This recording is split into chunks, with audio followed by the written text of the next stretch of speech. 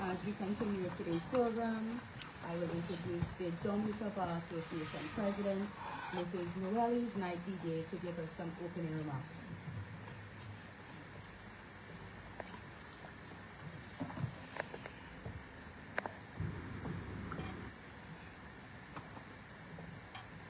Good afternoon, everyone. I will not keep you very long because we had a bit of a late start, which we do apologize for. We had a bit of some technical difficulties as well as we were waiting on one of the participants, so we do apologize for that. But welcome. It is my honor to welcome you here this afternoon to this public speaking competition. The Dominica Bar Association's Law Week is held every year, and every year we try to do some outreach during that week. This is the second such competition of its kind. Year before last we did it to the Dominica Grammar School one. Year before last year we were not able to because of the schedule, because of the time of year that we had long. But this year we are on again with this public speaking competition, and we are really happy to be here. We are happy that you have come out. We are happy that the students are participating. We thank you so much for participating. The other events that we have during Law Week this year, we actually started off with a sports tournament with the police, where lawyers were facing off against the police. That went off very well last Saturday. We went to church on Sunday. We had a church service. Today we are having a public speaking competition. This morning we had a day in court for students of the law, which they enjoyed very much. Tomorrow, Wednesday evening, we will be having a public panel discussion on copyright law. It is really focused on booyah music and other indigenous music art forms, where we'll be educating, informing creators, musicians about copyright and how we can help them to secure their property in their music. On Thursday, we'll be having a continuing legal education, and then we'll also be having a fundraiser for our scholarship fund. The Dominica Bar Association has a high school scholarship fund where we give 2 scholarships each year to students who, one based on merit and one based on need. So we're raising funds for that as well this week. So we are happy for the week. We are happy that you're coming up. We're happy you are here today. And I just want to wish all of you the best of luck. Put your best foot forward. I can see from their faces already that they're here to win. That they came to fight, to do the best that they can. So good luck to you. Thank you everyone for coming, and welcome.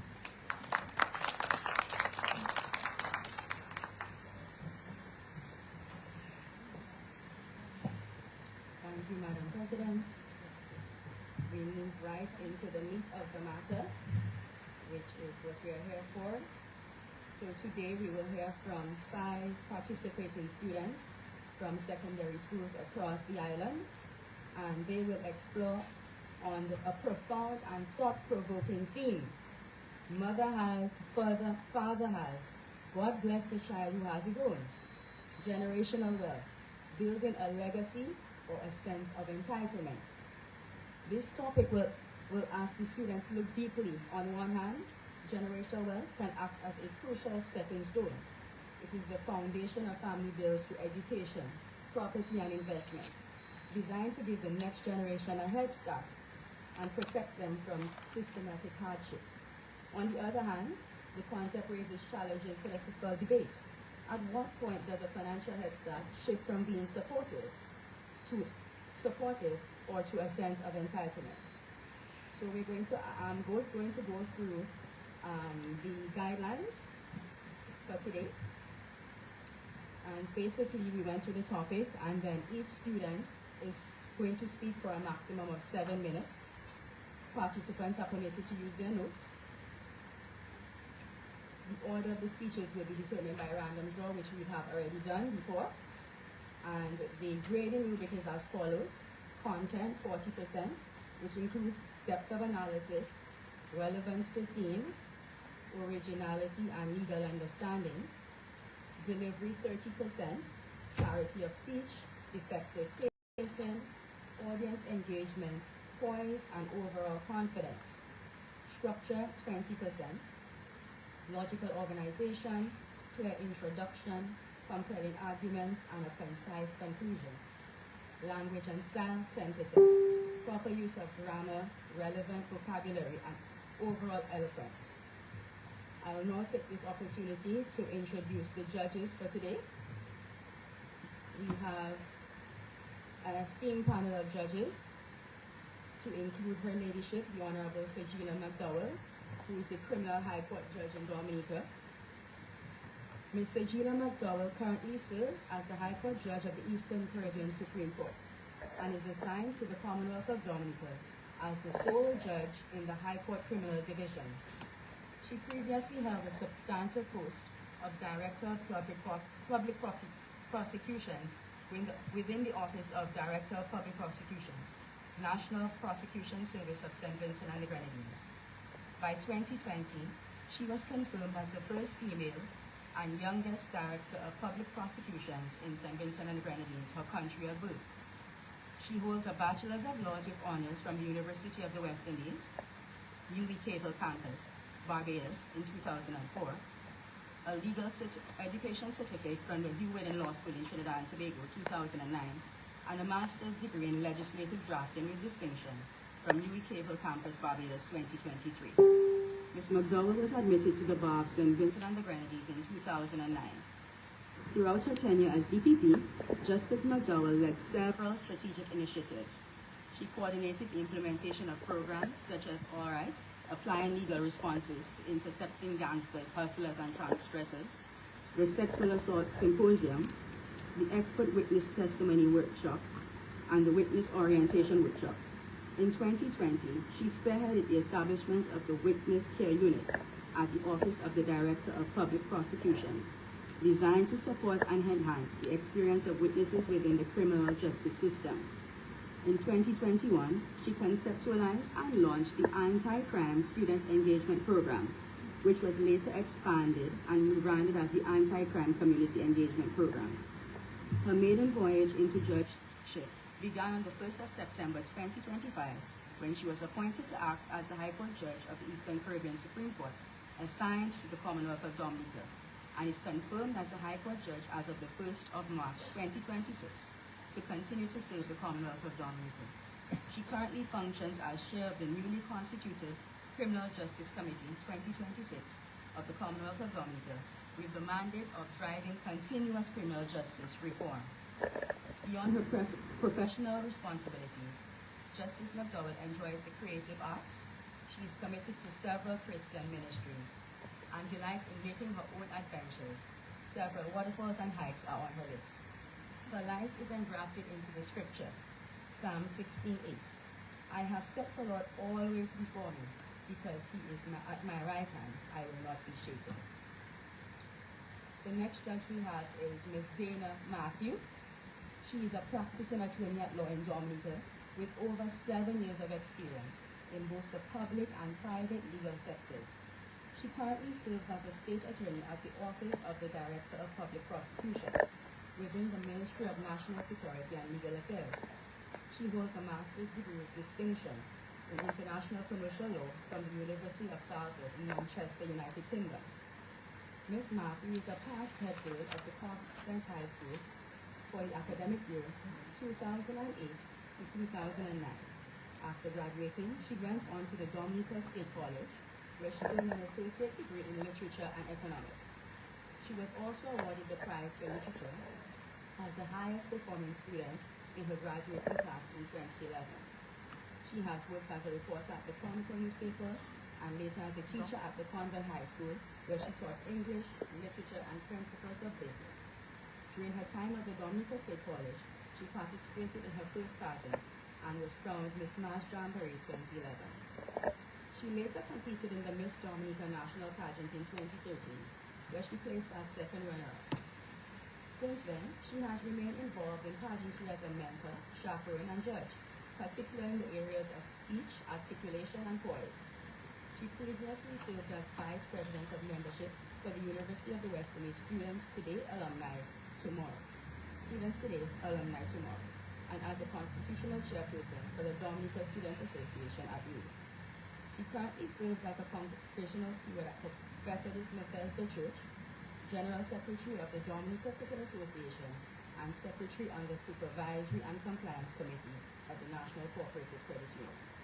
One of her guiding principles is captured in her favorite quote: anything worth doing is worth doing well. And our final judge is Mr. Jason Lawrence, and he is also an attorney at law in the Commonwealth of Dominica and practices at the Whitaker Law Associates. His practice areas include civil and criminal litigation, commercial and contractual matters, probate and estate administration, and intellectual property law. Jason holds an associate degree in information technology from the Dominica State College, a bachelor's of law honors from the University of the West Indies, Cato campus, a legal education certificate from the Hugh Law School, and a Master of Laws distinction in corporate and commercial law from the University of the West Indies, Cato campus. He began his legal career as an intern at the Office of the Director of Public Prosecutions. He later served as a state attorney at the Attorney General's Chambers of the Commonwealth of Dominica, where he advised government departments, assisted and represented the government in civil proceedings, and served as a member of the Public Procurement Board. Jason has also completed professional training in anti-money laundering and asset recovery, cybercrime, corporate fraud detection and prevention, cryptocurrency investigations, artificial intelligence and the law, private equity, and venture capital, and taxation and bookkeeping. So these are our judges. Thank you. We will now begin our competition with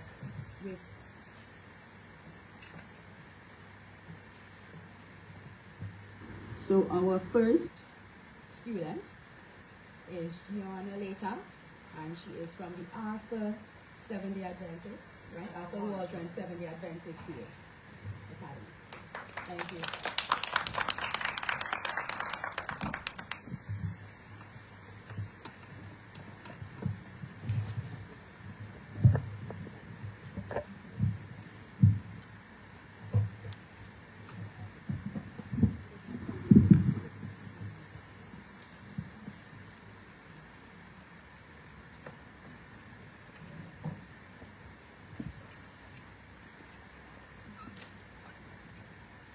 Moderators, chairpersons, distinguished judges, president and members of the Dominica Bar Association, fellow students, teachers, ladies and gentlemen, good afternoon. Good afternoon. Today I speak on the topic, mother has, father has, God bless the child who has his own generational wealth, building a legacy or a sense of entitlement. Ladies and gentlemen, this topic begins with a powerful saying. It reminds us that although our parents may work hard, save money, build homes, buy land, open businesses, and create opportunities, every child must still learn to stand with dignity, discipline, and purpose. Because the truth is, what our parents have may open a door, but what we become determines whether we can walk through that door and keep it open for the next generation. This principle is supported by respected writers across both public and religious life. Ellen G. White, a respected Christian author and educator, in her book, The Adventist Home, at page 90 taught that the best legacy a parent can leave for their children is not merely money or property, but a knowledge of useful labor and an example of unselfish living. Andrew Carnegie, a Scottish-American industrialist and one of the wealthiest businessmen and philanthropists of his time, also warned against leaving simply great fortunes to children, observing that it is often not good for children to be so burdened. Therefore, the danger is clear. When wealth is handed down without character, discipline, humility, and responsibility, it may not build a legacy. It may create laziness, pride, dependency, and entitlement. Generational wealth can be a blessing. It can help a child attend school, live in a safe home, inherit land, continue a family business, and avoid struggles that others may have to endure. It can be a bridge from poverty to progress. It can be a foundation upon which families, communities, and nations are built. But generational wealth can also become dangerous when it is misunderstood. It becomes dangerous when a child says, "My mother has, so I don't need to work." It becomes dangerous when a child says, my father has, so I don't need education. It becomes dangerous when a child says, my family name is known, so I don't need character. And it becomes most dangerous when a child inherits property, but not principles, money, but not morals, privilege, but not purpose. That, ladies and gentlemen, is not legacy. That is entitlement. A legacy is something you receive with gratitude, protective responsibility, and improve with wisdom. Entitlement is something you demand without sacrifice, enjoy without discipline, and often destroy without understanding. A child of entitlement says, my parents worked, so I should not have to. A child who understands legacy says, I have been given an opportunity, so I must use it well. A child of entitlement says, I deserve opportunity even when I have not prepared for it. A child who understands legacy honors the past, works in the present, and prepares for the future. A child with entitlement consumes the past, complains in the present, and leaves nothing for the future.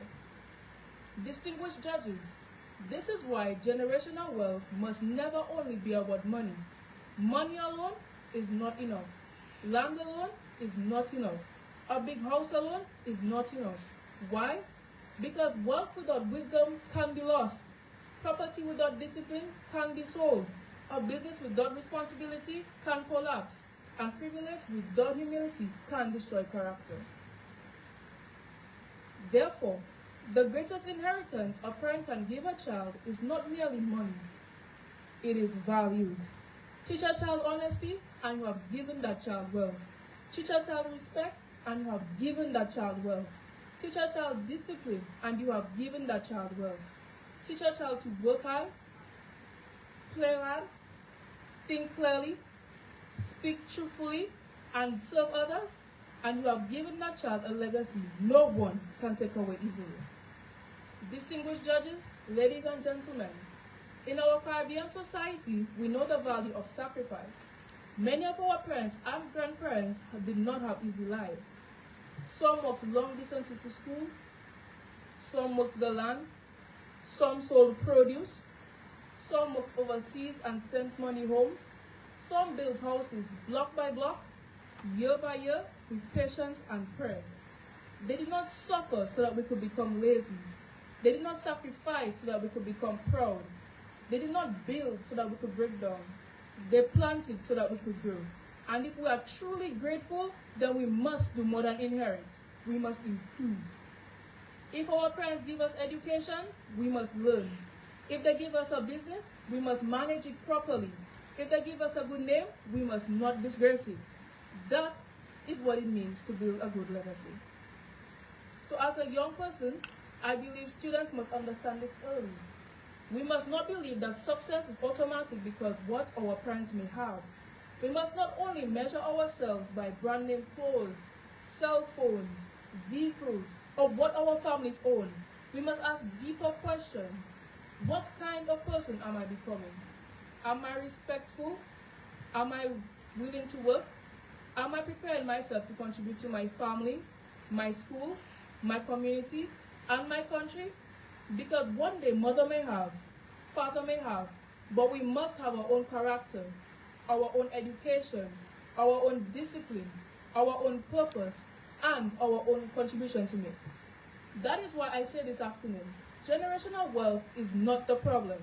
The problem is generational wealth without generational responsibility. So ladies and gentlemen, the phrase says, God bless the child who has his own. So in closing, I say this, let mother have, let father have, but let every child also have vision, discipline, humility, education, faith, and purpose. Because the best legacy is not simply what is placed in our hands, but what is planted in our hearts. And if we carry that legacy well, then we will not only inherit for the past, but will build for the future. Thank you.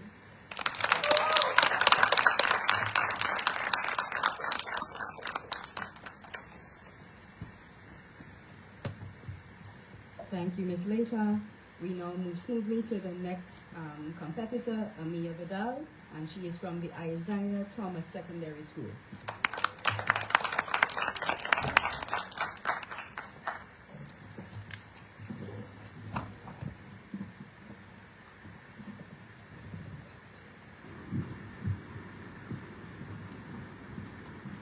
afternoon, honorable judges, distinguished guests, teachers, and fellow students. Mother has, father has, God bless the child that has his own. These are the powerful words sung by the famous Billie Holiday, which was so truthful for over many, many years. But my question today is, were these words really truthful? Is generational wealth a curse in disguise? Today I ask, is generational wealth legacy building, or does it create a sense of entitlement in younger generations? The answer is not as clear as you think. While handing down wealth, values, decision-making skills, and valuable lessons should also be handed down. These determine if wealth is a blessing or a curse. To begin, let us realize the great good that can be brought about by generational wealth. We can all agree that a vast amount of money can make the ride of life much easier for those who have been blessed with it.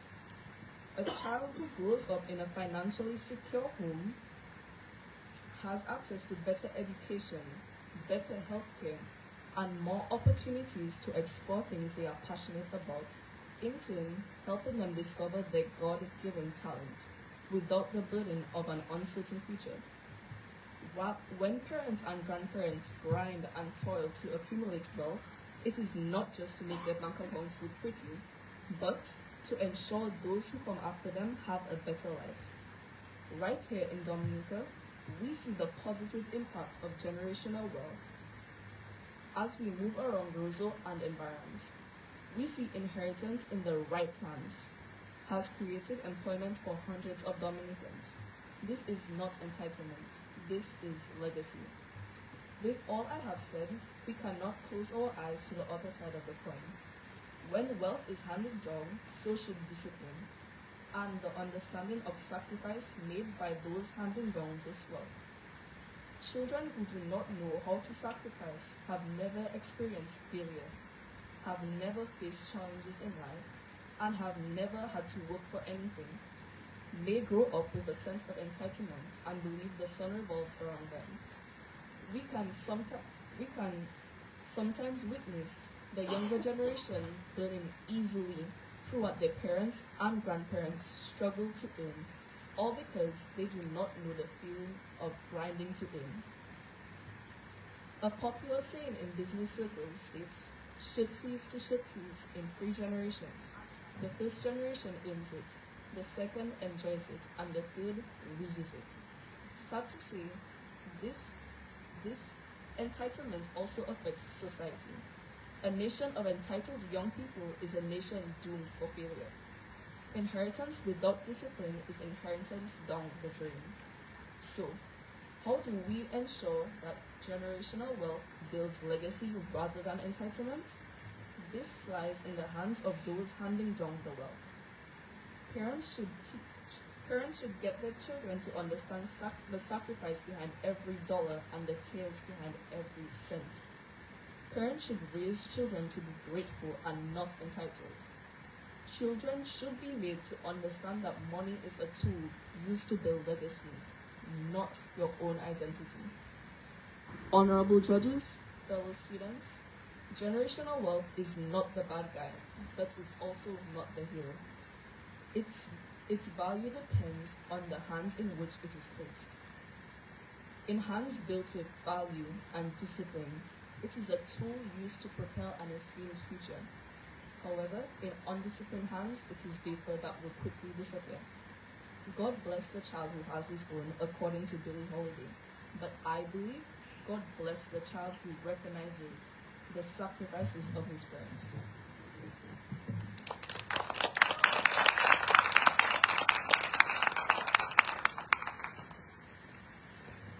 Thank you, Ms. Vidal. We will now have Ms. Kamaya Gordon from the Portsmouth Secondary School.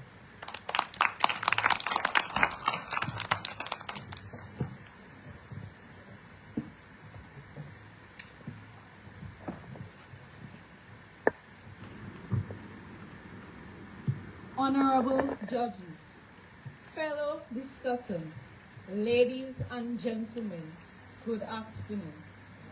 Imagine two palm trees, one sitting on a veranda. It is sheltered from the scorching sun, protected from the harsh Atlantic winds, and diligently watered every day. The other is a wild palm tree growing on the rugged slopes of Mount Wapito. It has had to withstand inclement weather conditions, endure the midday heat, and stretch its roots deep into our tough volcanic soil just to find nutrients. Ladies and gentlemen, heaven forbid if a storm strikes our island tomorrow. Which of these two trees do you think would survive? The answer is obvious. The potted tree, despite its rooting upkeep, has shallow roots. The moment the storm hits, it topples over because it was never allowed to develop the strength to stand on its own. But the mountain palm, its flexibility and firm roots allow it to endure the storm. This visual contrast brings us face to face with the core of our discussion: generational wealth, building a legacy or a sense of entitlement. Britannica.com defines generational wealth as any type of asset, such as money, real estate, and stock portfolios, passed down to one or more family members when a person dies. Naturally, most of our parents want to shield us from economic hardships. Yet, we must ask ourselves, in a desperate effort to protect us, are they turning us into potted plants? By giving us everything, are they passing down a legacy of opportunity? Or are they accidentally passing down a crippling sense of entitlement? To understand the seriousness of this issue, we must look past our emotions and at the reality of behavioral data. According to data coming from a landmark 25-year study of wealthy families conducted by the Williams Group, an astonishing 70% of wealthy families lose their wealth from the second generation. By the time the third generation takes over, a staggering 90% of that wealth has completely vanished. Considering that drop-off, 90% of the hard-earned blood, sweat, and sacrifices made by the benefactor disappears within 3 generations. In Dominica, we see this all the time. A hard-working parent builds a successful business or accumulates acres of land. Yet, long before the grandchildren can inherit, the land is sold and the business is liquidated, leaving the family exactly where they started. Keeping wealth in the family is not a financial or legal problem. The Williams Group shows that financial and legal errors cause less than 5% of these failures. 60% of the time, the wealth disappears simply because the heirs were unprepared to maintain a legacy. Instead of financial literacy, they develop a sense of immunity, which breeds entitlement. The psychological belief that you have the right to inherit family assets without having earned them. So, how do we ensure that our hard work builds a legacy instead of promoting entitlements? Our Director of Trade, Mr. Mathan Walter, advised us that we must radically redefine what wealth means. True generational wealth is not a dollar amount, nor is it a deed to a piece of land. It is a 3-legged stool, and the financial leg is the weakest one. The first leg is intellectual wealth. This is the knowledge, the work ethic, and the financial literacy required to create and sustain resources. If we give a child an inheritance of land, but never teach them how to manage it, we have given them a liability, not an asset. The second leg is social and moral wealth. This is character. It teaches our children that wealth is not just luxury, but a responsibility for stewardship. It means moving them from the mindset of an inheritor who asks, "What is mine to spend?" to the mindset of a steward who asks, "What is mine to protect and grow?" The third leg is financial wealth. To build a true legacy, we must give our children the gift of struggle. We must let them fail when the stakes are low, so they know how to survive when the storms of life hit. Ladies and gentlemen, building a legacy means showing up every day to cultivate character, resilience, and accountability in the next generation. As we reflect one last time at the mountain palm, it reminds us that the greatest inheritance any parents can leave their children is character, work ethic, and vision that allows them to stand firmly on their own feet. Therefore, I urge our parents to take the time to prepare, guide, and empower us so that we can build a legacy of our own. I thank you.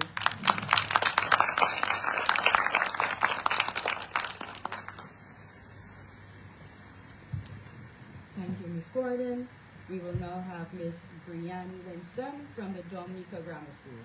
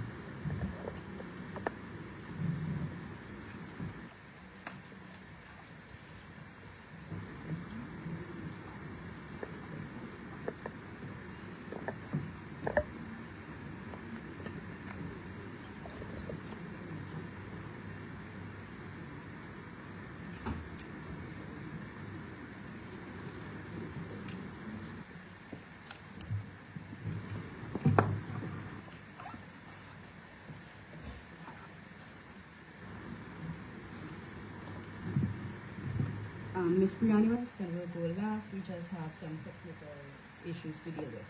So we'll now have Ms. Junie Blanford, and she is from the Northeastern Comprehensive School.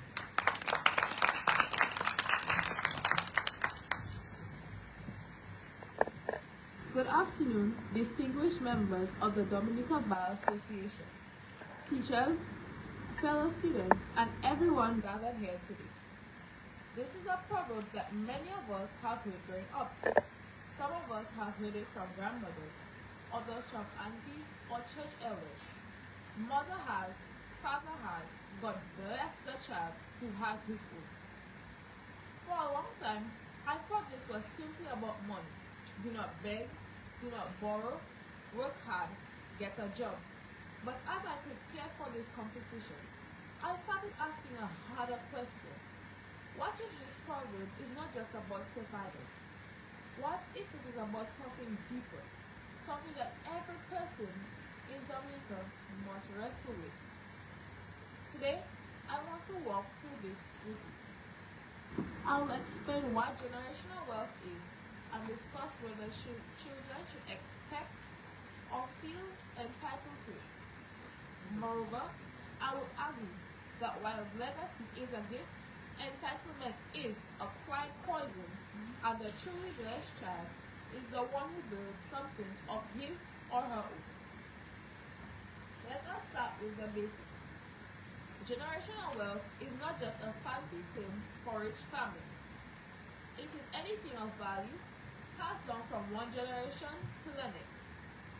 According to a 2021 study by the Federal Reserve Bank of St. Louis, the wealthiest families passed on an average of over $500,000 to their children. But generational wealth is not only for the rich. Here, it might look different. It may be a small plot of land in the countryside. It might be a mother saving from selling at the market, or a father's house built block by block over 30 years. But here is what study also found. Wealth passed on without financial literacy often disappears within 2 generations. 2 generations. That means the hard work of grandparents can vanish by the time grandchildren grow up. Why? Because receiving wealth is not the same as knowing how to manage it. The Bible speaks to this, and I quote Proverbs 13:22. It says, "A good man leaves an inheritance to his children's children." Notice that the verse does not say a good man simply hands over money. It says he leaves an inheritance. That implies planning, wisdom, and intentionality. It also implies that children must be ready to receive it. Now, I arrive at the uncomfortable question. Should children expect generational wealth? Let me be honest. There is nothing wrong with parents wanting to help their children. My own mother sacrificed so that I could attend a good school. I am grateful, deeply grateful. But expectation changes things. When a child expects wealth instead of appreciating it, something subtle shifts. The gift becomes a right. Gratitude turns into assumption, and assumption, if left unchecked, becomes entitlement. Researchers have studied this phenomenon in a 2018 study published in the Journal of Family and Economic Issues, found that young adults who received significant financial support from parents reported lower levels of financial self-sufficiency. Or, in plain English, they did not believe in their own ability to manage money. They felt dependent, anxious, unprepared. That is the hidden cost of entitlement. It does not make you spoiled. It makes you afraid. The Bible warns against this kind of thinking. In 2 Thessalonians 3:10, Paul writes, "The one who is unwilling to work shall not eat." Let's consider the case of Darren. Darren's father owns a small guest house. The plan was that Darren would always take over, so Darren never bothered to learn the business. He never saved his own money. He never developed other skills. Last year, the guest house struggled because of the economy, and Darren had nothing to fall back on. Not because his father failed him, but because he expected everything and prepared for nothing. His parents gave him security, but somehow they also gave him something else. A quiet fear that without them he would not survive. That is not legacy. That is a cage. So you should not expect generational wealth. So should you expect generational wealth? I think the answer is no. Not because your parents do not love you, but because expectation without effort leads to emptiness. My elders understood that. That is why they always ended with saying, "God bless the child who has his own." Not, "God bless the child whose parents worked hard." Not, "God bless the child who was born into comfort." His own. So, if expectations are dangerous, what is the alternative? I think it is something called stewardship. That is a big word, but it is simple. Stewardship means that you take care of what is given to you, but you do not own it. You hold it, you grow it, and then you pass it along better than you found it. Let me give you an example.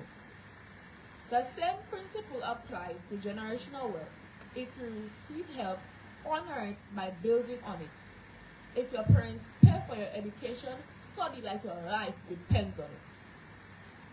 A 2020 study from the University of California found that young people who viewed financial support as a springboard rather than a safety net had a higher career satisfaction and lower long-term anxiety. So let me close where I began. Mother has, father has. God bless the child who has his own. Distinguished judges, fellow students, here's what I'm asking of you and of myself. First, if you are blessed to receive generational wealth, do not waste it. Learn stewardship. Save. Invest. Ask questions.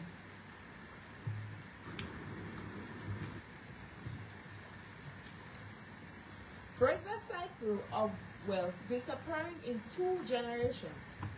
And if you are blessed enough to receive generational wealth, honor it by becoming someone who does not need it.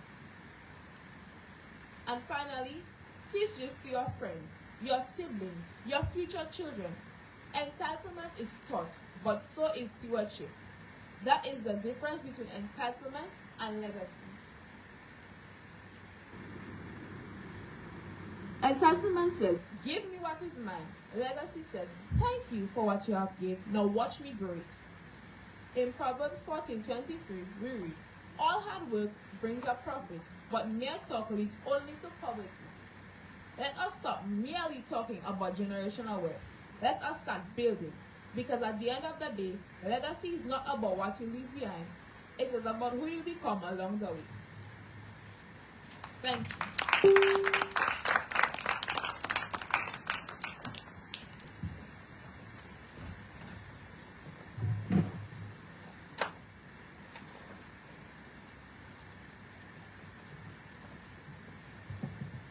Thank you, Ms. Blanford. We will now have Ms. Brianne Winston, who is our final speaker from the Dominica Grammar School.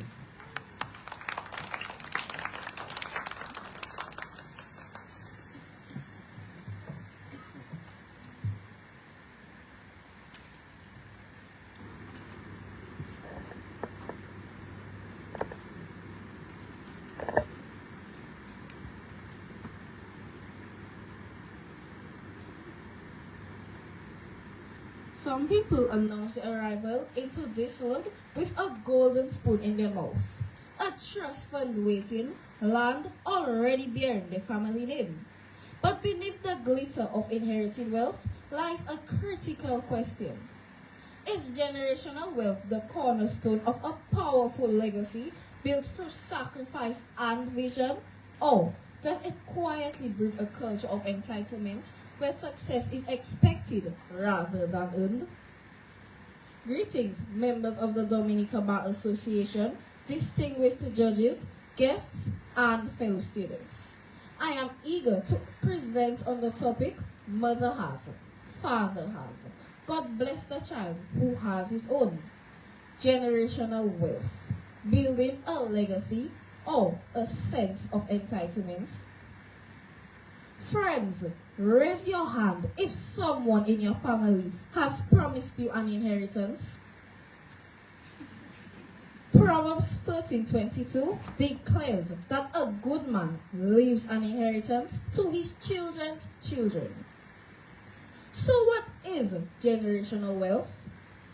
It is the sacrifice built on the vision, values, and discipline of our ancestors.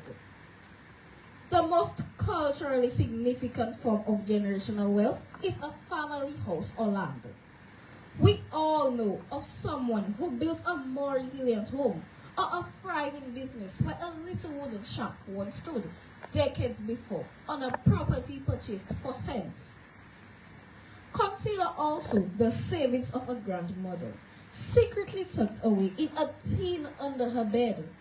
The fruits of a lifetime of selling fig, dashing, and yamping in the markets. earnings which would later fund her grandchild's university education. First, let us acknowledge that there is honor in parents and grandparents striving to leave behind more than debts and struggles. How many of you have listened to grown-ups tell stories about their days walking barefooted and doing homework under candlelight with half a book and Otimoso pencil? At Chuelma, say lavidu, but back then, lavite wed. Of course, they desire more for us. My fellow opponents, if your parents leave you a grocery shop, don't you think you are way ahead of a classmate selling tambourine balls to pay his bus fare? Structural inequality is real. Without family support, many children begin life at a severe disadvantage. Wise management of inherited wealth, coupled with the values of effort and responsibility, can break the cycle of poverty that traps families for lifetimes. Statistics show that intergenerational wealth transfers contribute over $800 billion annually to household wealth in the United States alone. Numbers mean little without examining our legal realities. This is where the legacy versus entitlement debate becomes a matter of legal survival. It does not matter how hard your grandmother worked if the wealth she built cannot survive her. Secondly, preserving generational wealth requires more than sacrifice. It requires legal protection. Dying without a will leaves estates subject to the Intestate Estates Act, often dividing property against the deceased wishes. Untitled family land leaves disputes and eventual loss, while businesses collapse without clear succession plans. The solutions are clear: wills to secure wishes, titles to protect land, succession agreements to preserve enterprises, and trusts to safeguard assets for generations. True legacy building, therefore, is both an act of love and legal responsibility. Finally, we must confront the danger of entitlement where comfort becomes the enemy of character. How can a child who never sacrifices, never struggles, and never earns truly value what they have been given? Prodigal sons inherit a business on Monday, and by Friday, just cause the business cooling. Research indicates that 70% of generational wealth is depleted by the second or third generation. Shirt sleeves to shirt sleeves in 3 generations. Magwesa. Entitlement can erode character, creating a false sense of security and lack of ambition. A child who never believes the world owes them something is unprepared for its indifference, enjoying the fruit without ever knowing the seed, the soil, or the sweat. The onus is on parents to instill financial literacy in children, emphasizing budgeting and saving. Additionally, fostering character development will inspire upcoming generations to navigate the complexities of wealth, enabling them to thrive rather than survive. Respect for work and resilience must also be ingrained, for these are the true inheritance that sustain everything else. In conclusion, generational wealth is both a gift and a test. It can open doors or close minds. Money without character is a legacy already lost. Friends, let us not only leave assets, but discipline, resilience, and vision. So whether our children inherit a mansion or a mango tree, they may be proudly declared, "Mother has, father has, but I am truly blessed to have my own." I thank you.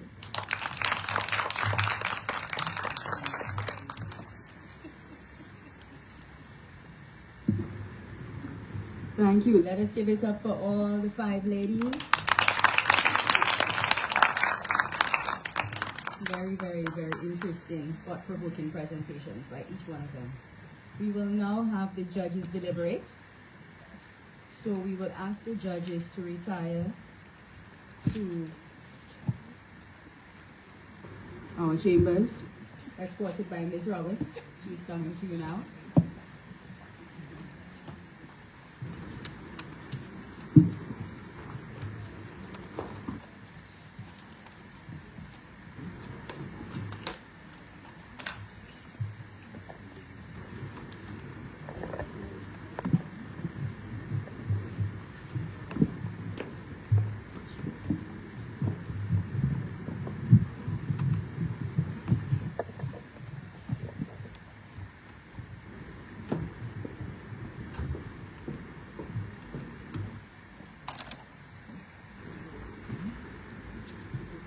So as the judges deliberate, I think that we can interact and discuss the topic ourselves and hear from the audience what you think on the topic, what is your view, and I'll throw out these questions to you.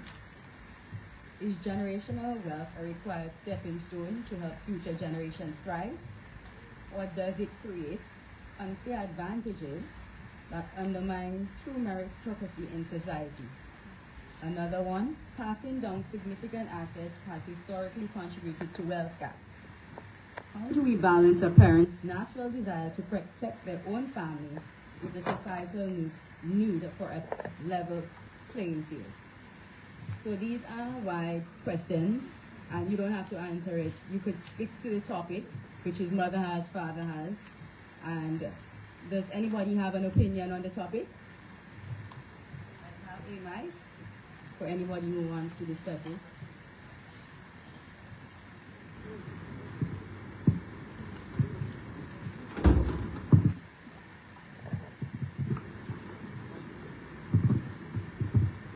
So we have Her Honor Magistrate Gloria Augustus.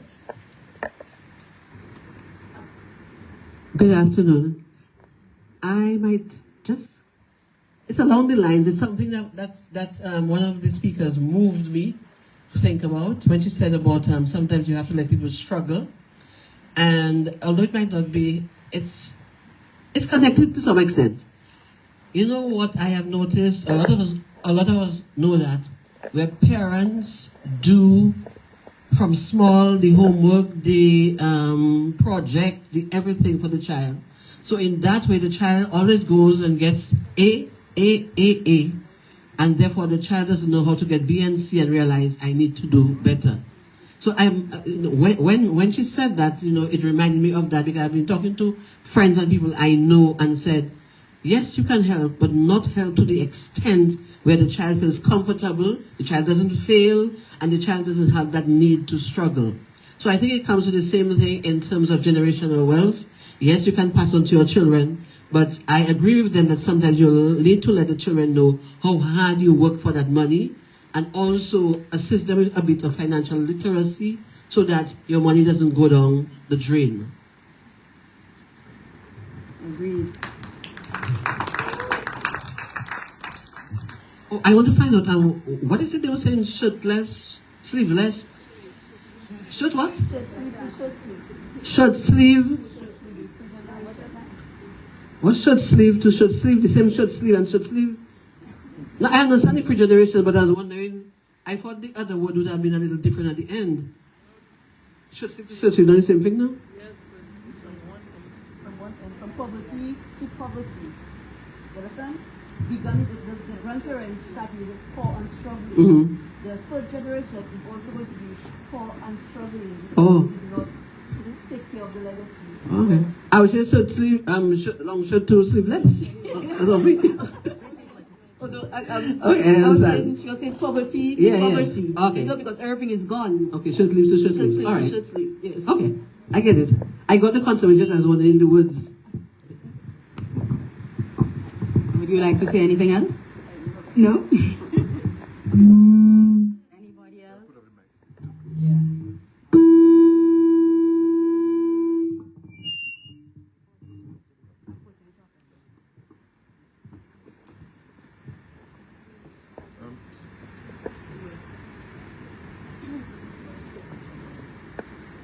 You asked two questions. The second one, can you repeat it, please? Passing down significant assets has historically contributed to the wealth gap. How do we balance a parent's natural desire to protect their own family with the societal need for a level playing field? The part about the level playing field, that stood out a bit to me, because the first thought I had was, when you think back, let's say to the beginning, there was a level playing field. It brings you back to the story of the ant and the grasshopper. You know that story, right? The grasshopper played all day while the ant toiled, and he saved up. So my thinking is, at the beginning of your legacy, your time as an individual, what were you doing? So before it's handed down, you must have gotten it somewhere.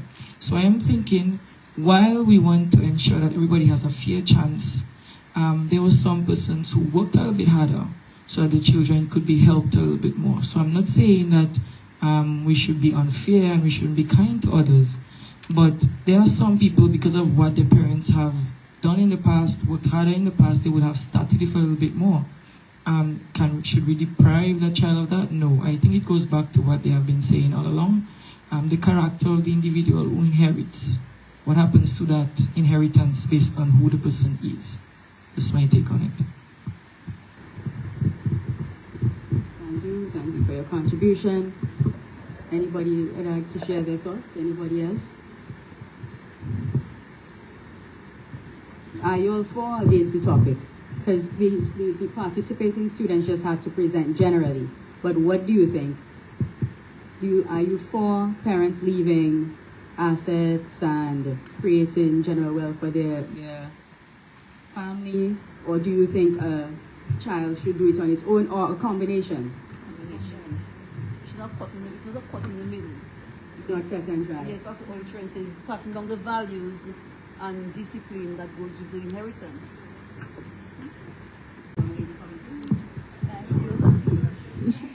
I was saying it's not cut in the middle, because with the wealth comes responsibility, and if the parents do not instill the discipline and the sense of sacrifice within the children, the wealth will be gone. So it's not that it is generational wealth is bad, but it has nuance to it.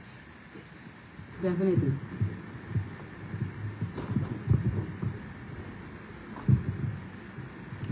Okay, well, to answer the question straightforward, I believe that parents should provide and create a path for their children to make life easier. To me, there's no reason why, having worked hard, having succeeded, having accumulated wealth or whatever else it is, that it should be that, oh well, I worked hard, so my child must follow the same path or must work just as hard. If I already have something on which they can build. So I'm definitely one for creating generational wealth and ensuring that my child or generations to come have something to build upon.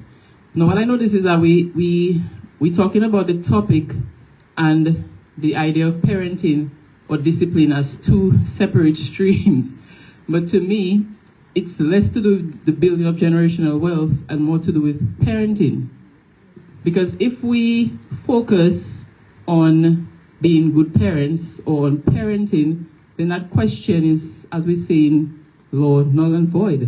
Because if you're parenting the correct way or parenting in the way that we should parent, then there's no question as to whether generational wealth would lead to entitlement. If our focus is on building decent human beings or decent citizens, then that question would not come in, as far as I'm concerned. But I find we were looking at the topic from we're building. So it seems as if people who are building generational wealth are not parenting their children. That's what I'm getting. So maybe that is where the focus probably needs to be. Are we building generational wealth while neglecting our children or neglecting our families? So I think they come hand in hand. One should not come at the expense of the other. So if we're building generational wealth, yes, we're working hard, we're trying to build a legacy, but raising our children or bringing our children up should be part of that generational wealth creation as well. It shouldn't be that we create wealth and we teach our children good values, and if they have good values, then it's not entitlement. but if they have bad values, it's entitlement. As we're working towards building our generation and building the wealth of our generations to come, raising our children, supporting our children, that is part of the building of generational wealth, right? And we have examples around this. One of the students spoke about, I thought she was going to name some local examples. I was actually waiting, but I guess, I don't know, I guess out of time, I don't know what it is, but I was waiting to hear some examples. We have prominent examples of generational wealth in action in Dominica, right? That has apparently worked. So, and we see the children are thriving. We see the grandchildren are building on those legacies. So again, just to bring the point home, it means that these parents, the descendants, would have not just been growing a business or legacy, but they were always building, or also building character in their children at the same time, because that is part and parcel of the generational wealth. Right? So even in cases where the parents probably don't have the means, as some of the families we see around, the affluent families, we are building generational wealth through the way we raise our children, because they are going to go on to create that. That's why one of the students said generational wealth includes financial wealth. So at some point, you will see the second generation, probably part of the generational wealth will include that financial success that maybe the first generation didn't really see come to full fruition, but because they spend time building the human part of the generational wealth, then we see the fruits of it in the second or third generation. So it's not two different ideas, it should be one concrete idea. Let's build wealth, but let's include raising our families as part of the wealth building. Okay, I just want to add something else. As you said, let's build wealth. One of the things I want to say, as I know this is going out, we cannot build wealth, well, for some of us, we cannot build wealth if we keep just going into everything, brand this, brand that. This is wasting our money. So we have to look at how to build wealth. We too have to be smart enough to know how to spend, what to do to build that wealth. The other thing I want to say is that a lot of people tell children very young, that is yours or all is yours. I've seen that happen, and I think this is a bad practice. I've also seen that cause some children to just realize, well, I have it, so I don't have to do anything. So I think we have to look at how we let children even know what we have, so that they don't feel that sense of entitlement very early. And another point I want to make is, if we have and we want to share, let us do what it takes so that the sharing becomes a little easier upon our demise, our death. Because when there are several children and you haven't made a will or something, then you find that the time and the energy and the effort it takes sometimes for everybody to get, or whoever you want to get, this in itself can take away from some of the wealth that you think you'll be leaving to the children. So this is also a call. If you want to share that generational wealth, please ensure that you do what it takes to make it easier for the persons to receive that generation wealth. It doesn't say that somebody will not challenge the will, but it's still easier when you have a will and it's probated than if you go through the next step. Because that is why we have a lot of abandoned things in Dominica, because it's for everybody and everybody becomes nobody, and then the building stays there and the generation wealth, we are saying rats and other uninvited guests are the ones enjoying it. Thank you. Well, I would like to hear from the other students who are in the room. What do you expect from your parents? Oh, here's a young man. Yay!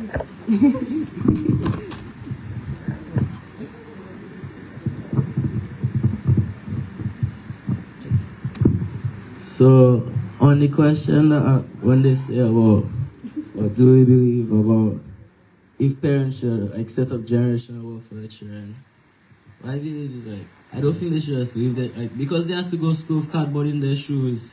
Don't make your children have to go to school with cardboard in their shoes. You know what I say? Make sure that your children are set, your children have everything they need, but don't give your children everything they want. Make sure your children have everything they need, so that they can get those values, them same values that you have, without having to go through the struggles that you have, but the same values that you have, so that they can take care of that wealth you have. Yeah, very good. I like that. Need instead of want. That is a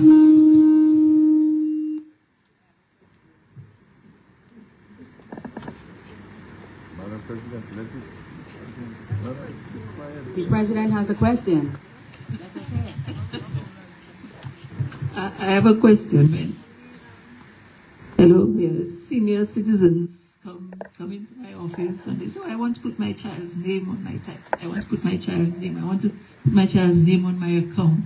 And many times I say to them, my dear mother, father, grandmother, grandfather, suppose you have to have a surgery or something and you need that title, you need that money, and that child has you at ransom. Do not be too quick to transfer, even before you enjoy your money. Don't you all think that people who have worked hard should simply just enjoy their money and enjoy their wealth and that's it, and let the child see for themselves? Share. Madam President, your daughter is looking at you. My parents always said to me, as long as I provide you with an education, I've done my job. Don't expect anything else. Yes, that's a good foundation. I see Ms. Roberts would like to say something. Yes, and all about generational wealth. Is it only assets, money, and land? I think the definition includes passing on character, morals, and values. And that is the generational wealth that we can pass on and spend our money. Right, Samuel? Yes, that is what all of them said. Because I think that's I'm happy that our 5 participating ladies, we wanted some men, but it didn't happen, were able to grasp that. You see, that it does not only include what you can give them, the money and the house, but the character, the morals, the values, to be able to use those other physical assets to develop, to help other persons and to help yourself.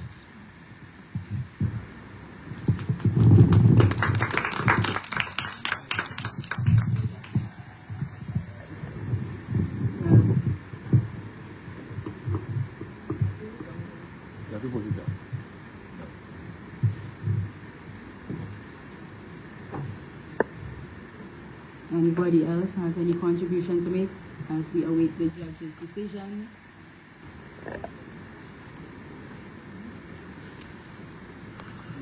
You want to say something, Amira? Oh. Well, you can take this opportunity to use the restroom, have some water.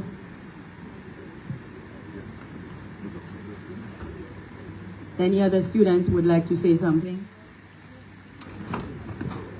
Gabi, I see Gabi.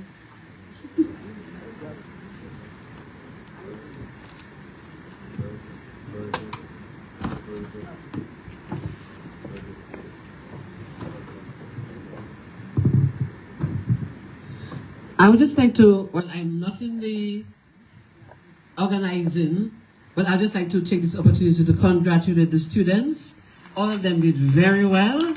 I learned, and also I hope that by researching the topic, that it has opened your mind and also instilled something in you. So I'm very happy that I came.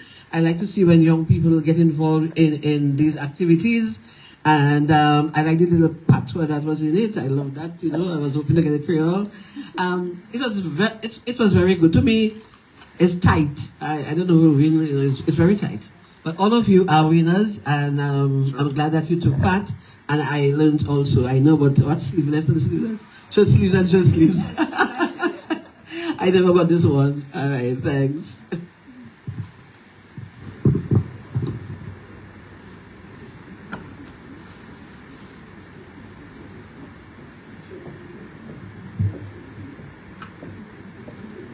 I never heard of shirt sleeve as well.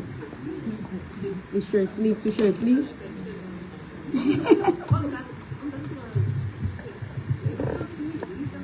I heard it from more than one participating student.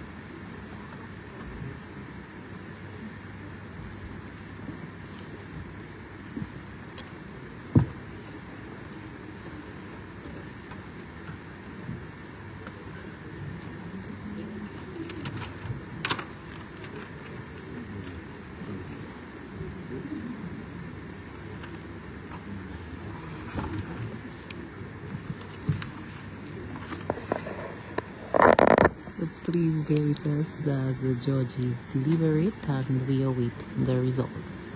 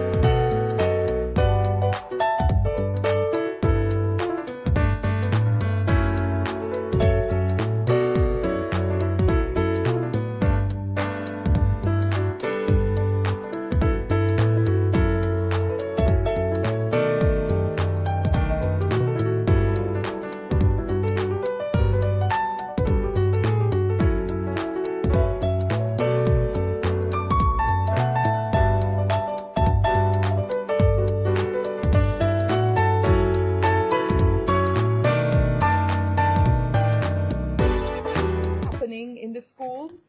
And so this is an opportunity for the Bar Association to connect with young minds and do their level best to impact.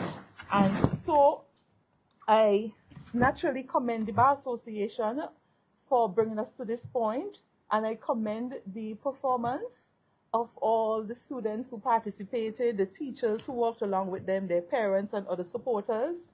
I also remark on the presenters. Your courage and confidence is remarkable.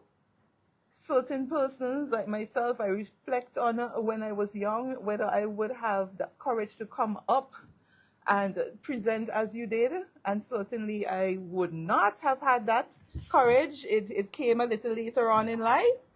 So I'm happy that you're already forerunners in your generation. It is a very fitting topic, and from what I've heard, there was very sound understanding of the topic, and there was that universal agreement that industry goes hand in glove with inheritance. In other words, you can't just have inheritance and be a lazy person, right? One word stood out to me, that was stewardship, and you are demonstrating that you have that understanding, and that's Dominica is definitely in good hands. And apart from the mature understanding of the topic, there were varying levels of competencies, abilities. Today, it's just a window, a little snapshot of where your future, or what your future could look like. And so do not use this competition as, you know, a marker of what your future would look like. If it is, we are not all going to come first, second, and third, but the reality here is that you pushed yourself to do something different. It's unfortunate that other persons would have fell out of the race, but you kept consistent, and so you are rewarded. Thank you very much for being a part of this exercise. And one thing that was noted by my fellow judge, the lone male, in the midst, there was no male student. So next year, the Madam President and Executive, you're challenged with ensuring that there are male participants, because we definitely need that mix. The girls, young ladies are demonstrably outperforming and expressing interest in personal growth. And so there's a lot more work to be done by the Bar Association in ensuring that there is that evening. And so, as I've said, the future looks bright. And so, if I do not see you all again, I wish you every success, every good success. Thank you all.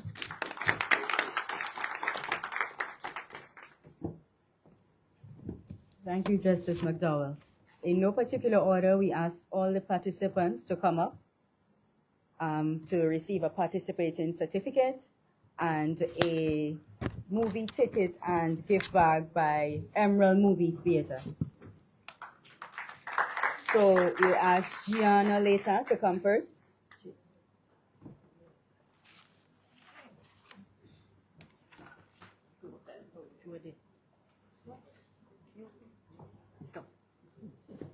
Right.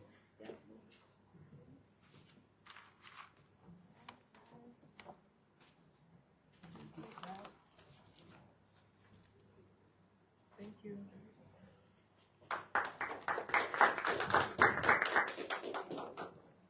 Miss Amia Vidal.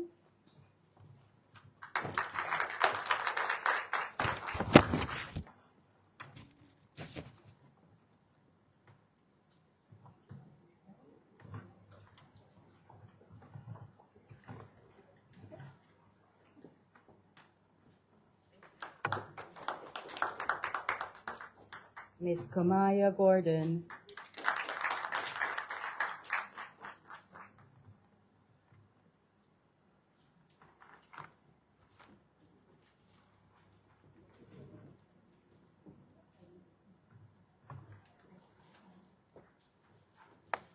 Miss Brianni Winston.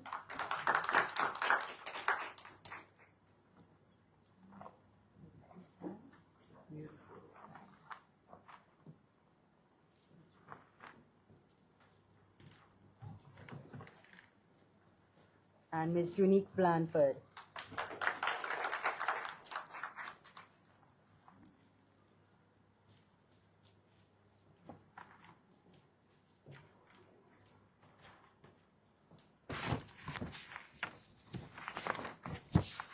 Let's get a round of applause for all the ladies. Thank you for participating. We got one missed picture. One missed photo. Oh, photo up again.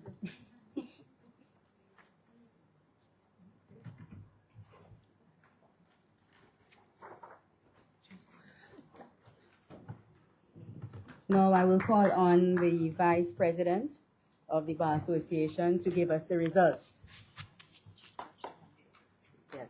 And the Chief Judge, Honorable Justice McDowell, could you please hand out the awards for us?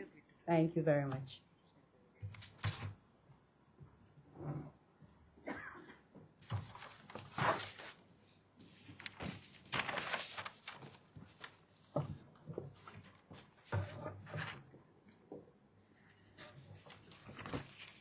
We had 5 persons, children, young ladies participating.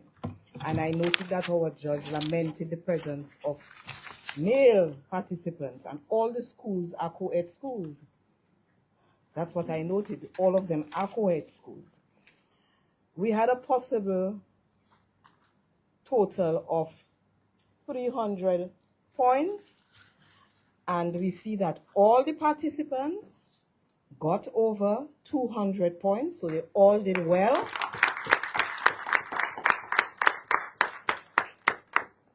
But as our justice said, we have to select the top 3 today.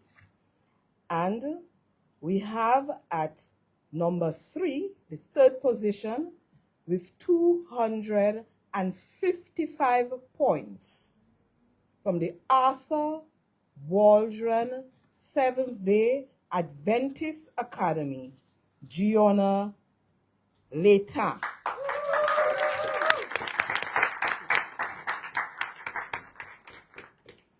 She'll be receiving a trophy and also a check.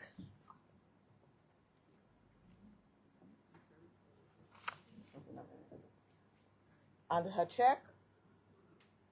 And her check.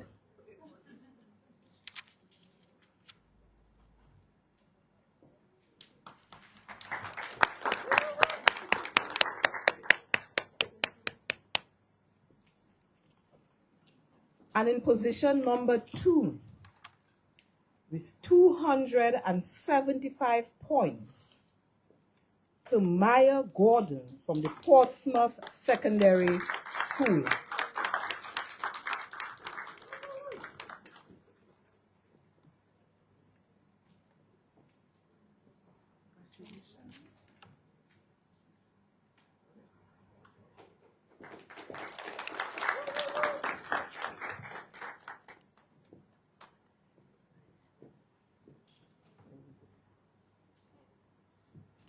And with a total of 277 points from the Dominica Grammar School, Brianni Winston will receive her trophy and her check. And there are 2 tickets, compliments Bullseye Pharmacy to St. Lucia, which she will also receive.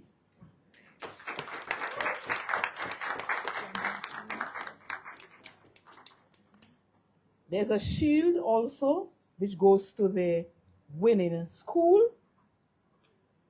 The last time we had this competition, the first time, Renee Talbot of the Dominica Grammar School won the shield. She won the competition. And today again, we have Brianni Winston from the Dominica Grammar School winning the shield. Her name will be inscribed at a later date.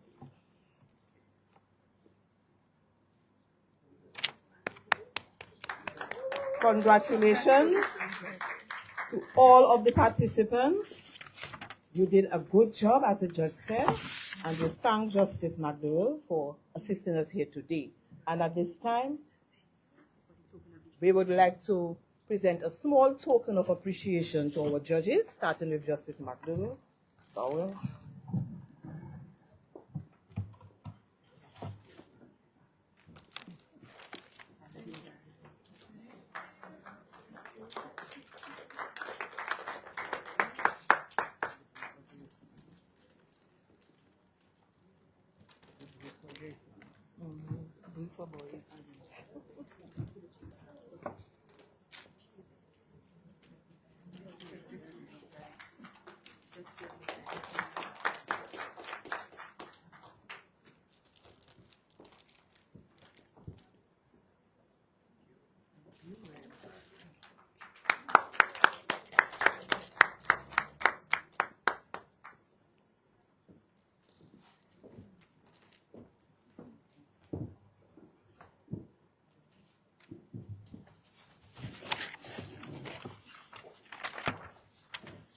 So the time is now to say thank you.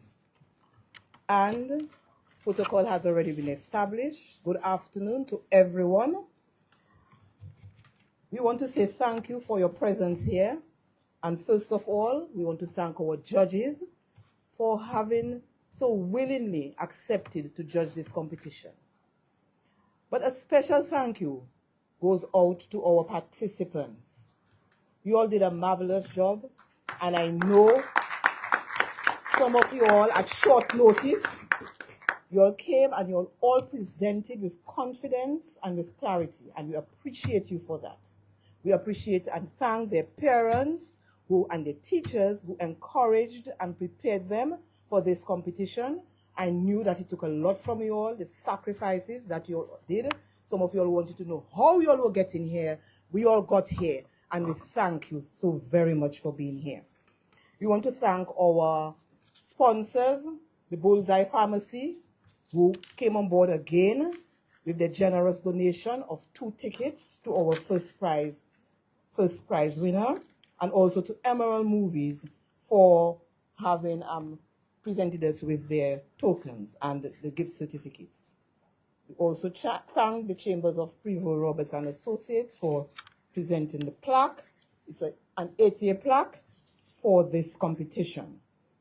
And we thank God for bringing us here, because yesterday we heard about threat of storms and weather and all sorts of things. But we are here today, and we were able to have this competition. And I want to encourage the other schools. Unfortunately, today we had two schools which pulled out. Students were ill and they were unable to participate. We want to encourage the other schools that they participate, and we will take on board what our Justice McDowell has told us to see if we can get the all-male school to participate, so we'll be assured of a male competitor. Thank you everyone for being present. Thank you to the press and all of you all for being here. We have some snacks. They are down in the area, the entrance of the cinema, and we invite you to participate, to partake. Good afternoon, and thank you.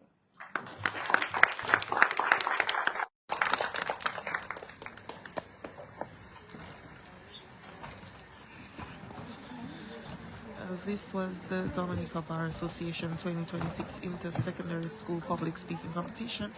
Emonews extends congratulations to the Dominica Grammar School on their winnings. Thank you for joining us, and have a good afternoon. Good job, my dear.